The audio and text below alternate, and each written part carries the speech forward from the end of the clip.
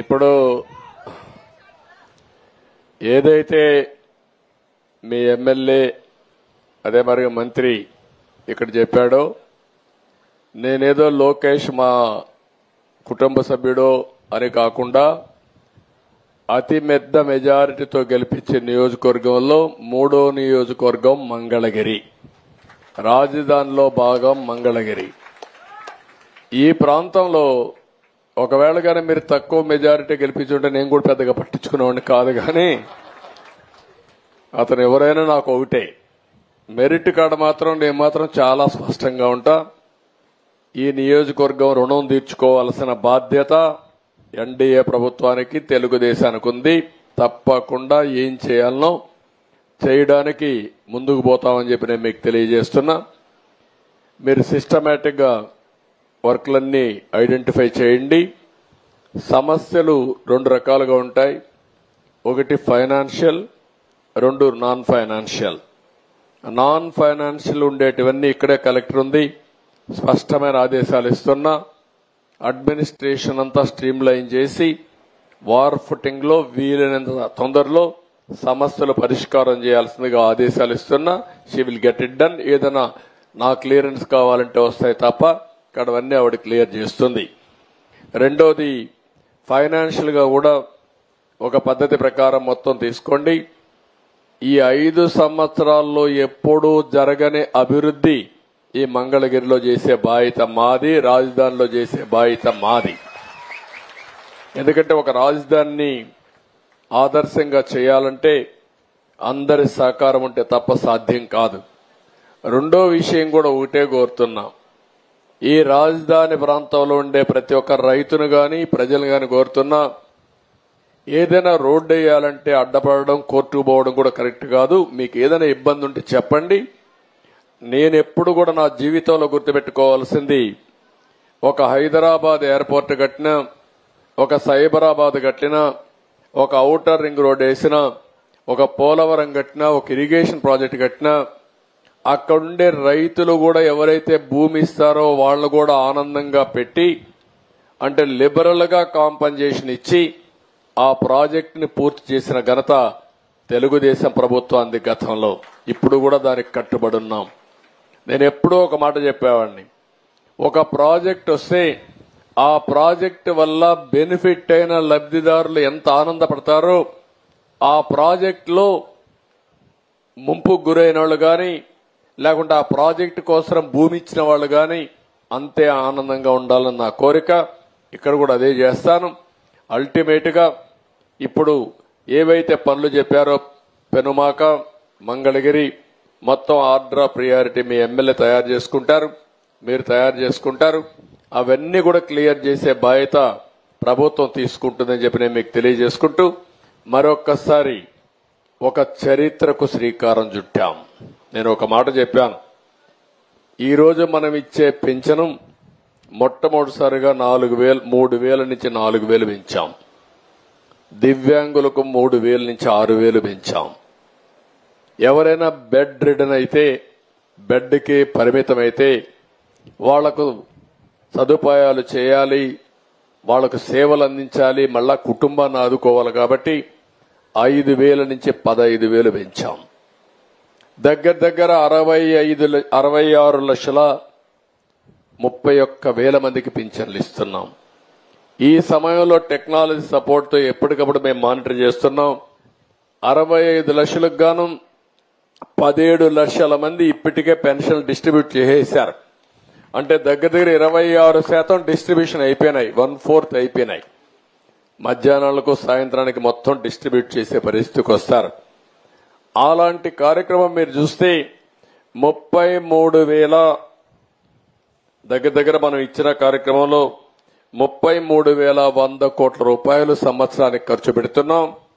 5 ఏళ్లలో 1,65,500 కోట్ల రూపాయలు ఖర్చు పెట్టే కార్యక్రమానికి పెనుమాకలో శ్రీకారం చుట్టడం నా పూర్వజన్మ సుకృతంగా భగవంతుడిచ్చిన అవకాశంగా నేను భావిస్తూ మరొకసారి హామీ ఇస్తున్నా, ఇది ప్రజా ప్రభుత్వం, పేదల ప్రభుత్వం, నిరంతరం మిమ్మల్ని గురించి ఆలోచించే ప్రభుత్వం. ఇలాంటి కార్యక్రమాలు ఎన్నో చేయాలనేది నా ఆలోచన. పేదరికం లేని సమాజానికి శ్రీకారం ఈ పెనుమాకలోనే ఈ రోజే సంకల్పం చేస్తున్నానని చెప్పి కూడా నేను మీకు తెలియజేసుకుంటూ, ఏం చేసినా ఆ దిశగా ఆలోచిస్తాం, ఏం చేసినా పేదవాళ్ల దృష్టిలో పెట్టుకొని ఆలోచిస్తాం. ఇప్పుడు నేను ఆ ఇంటికి పోయినప్పుడు చూశాను, ఆ ఎవరైతే పాముల నాయక్ అనే వ్యక్తి, ఆయన బాధలు నేను చూశాను, ఇల్లు చూశాను, కానీ నష్టపోయిన విధానం చూశాను. అందుకే ఆయనకు హామీ ఇచ్చాను.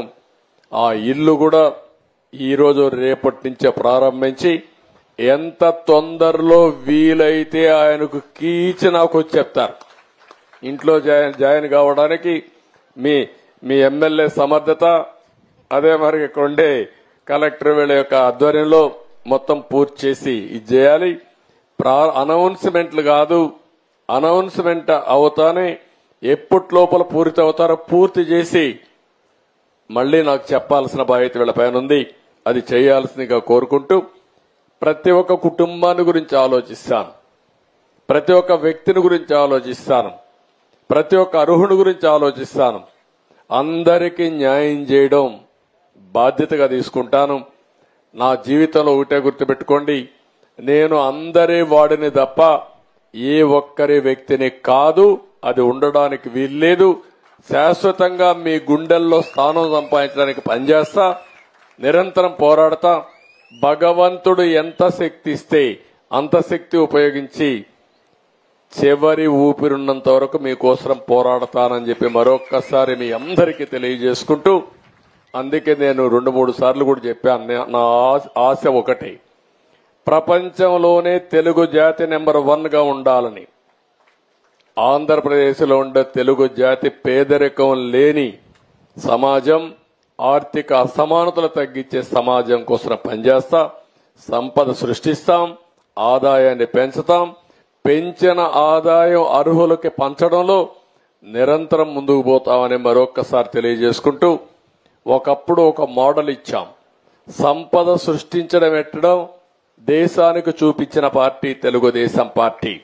ఇప్పుడు హామీ ఇస్తున్నా, సంపద సంపాదించడమే కాకుండా కొంతమందికే పరిమితం కాకుండా పేదవాళ్ని పేదరికం నుంచి పైకి తెచ్చే కార్యక్రమానికి శ్రీకారం చుట్టి దేశానికే ఆదర్శం అవుదాం.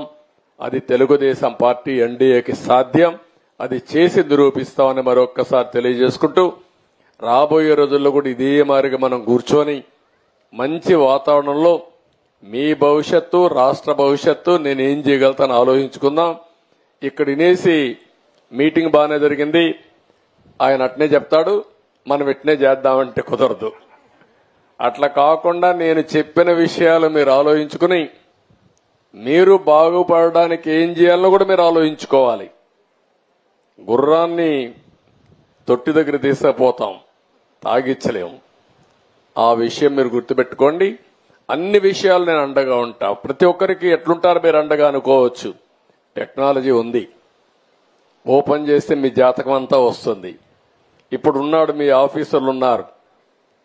ఏ వ్యక్తి అయితే మీ ఇంటి దగ్గరకు వచ్చి పెన్షన్ ఇచ్చారో, ఏ టైంలో ఇచ్చారో కూడా నేను చూసే అవకాశం ఉంది. ఎంత టైంలో ఇచ్చాడో కూడా చూసే అవకాశం ఉంది. కాబట్టి టెక్నాలజీని ప్రాపర్గా ఉపయోగించుకుంటాం, కానీ మనుషులు మాత్రం రీప్లేస్మెంట్ లేదు. ఆ విషయం కూడా గుర్తుపెట్టుకోవాలి. మనిషే పని చేయాలి. ఇవన్నీ కూడా చేద్దాం. మరొకసారి మనస్ఫూర్తిగా ప్రతి ఒక్కరికి నమస్కారం తెలియజేసుకుంటూ, ప్రత్యేకంగా మా ఆడబిడ్డలందరికీ తెల్లవారితో మీరందరూ కూడా హుషారుగా వచ్చారు, చాలా యాక్టివ్గా పార్టిసిపేట్ చేశారు. ఇక్కడ మాట్లాడిన వాళ్ళలో మగవాళ్ళ కంటే ఆడవాళ్ళు ఎక్కువ మాట్లాడారు. చాలా శుభ సందర్భం ఇది, హ్యాపీయెస్ట్ మూమెంట్.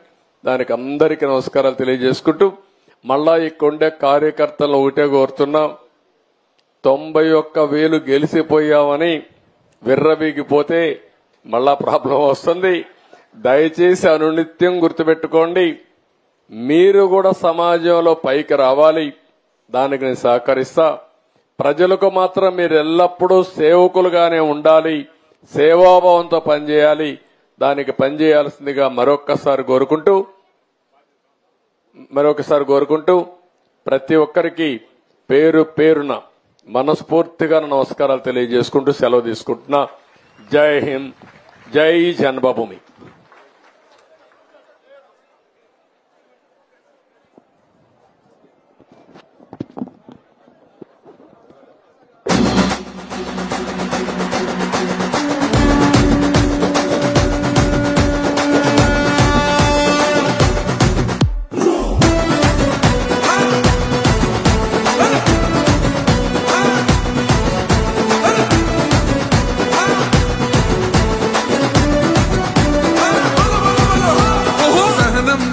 చంద్రుడు శంఖం పూరించనే రాముని తీరు, శ్రీరాముని తీరు. అచల్ సమరం చేద్దామంటూ సైన్యం కదిలొచ్చనే హనుమంతుల తీరు. ఇది ఆంధ్రుల పోరు, ఒక యుద్ధం పుట్టింది సీమాంధ్రుల కోసం. ఈ రాక్షస పాలననే చేస్తాము రాగంతం. మీ గత్తులకు నెత్తులను వంచదు మా పౌరుషం. దుమ్ దుమ్ దుమ్ దుమ్ తాం దుంకాడుతాం, దుమ్ములేస్తుంటే పసుపు చెండెగరేస్తాం. దుమ్ దుమ్ దుమ్ దుమ్ తాం దుంకాడుతాం, జనగర్జనతో చంద్రన్న గెలుపును చూస్తాం.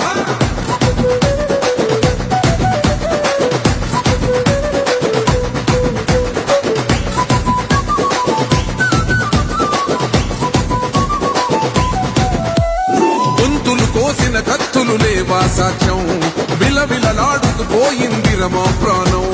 నేలన తడిసిన నెత్తుల తిలకం దిద్దా, ఎవడొస్తడ రండిర ఇక మేం అస్సలు తగ్గం. మీ రౌడి జానికి ఓ పౌరుషానికి మొదలైనది యుద్ధం, గెలుపెవడిదో చూద్దాం. ఓహో దుమ్ దుమ్ దుమ్ దుమ్ దుమ్ దుమ్ దుమ్ దుమ్ దుమ్ దుమ్ తాం దుంకాడుతాం, దుమ్ములేస్తుంటే పసుపు చెండెగరేస్తాం. దుమ్ దుమ్ దుమ్ దుమ్ తాం దుంకాడుతాం, జనగర్జనతో చంద్రన్న గెలుపును చూస్తాం.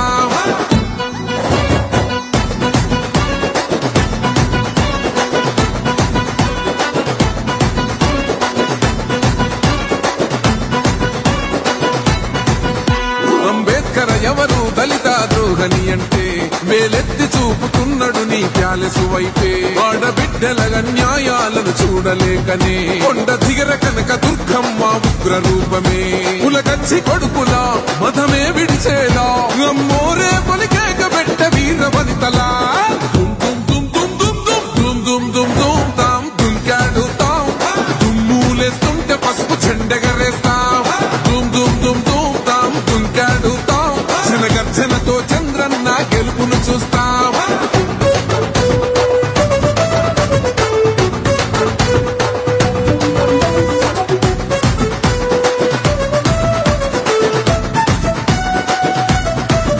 రైతు కన్నీళ్లతో తడుస్తున్నది కథ పొలము, యాడున్నదయ్యను గట్టిన పోలావరము. గడప గడప పెరుగుతున్నదిగా గంజాయి వనము, పేద ప్రాణం తీస్తున్నది నీ మద్యపానము. నీ దొంగ పాలన ఎహ పొంద పెట్టగా ప్రతి ఆంధ్రుడు కదిలిండు నిన్ను తరిమి కొట్టగా. చల్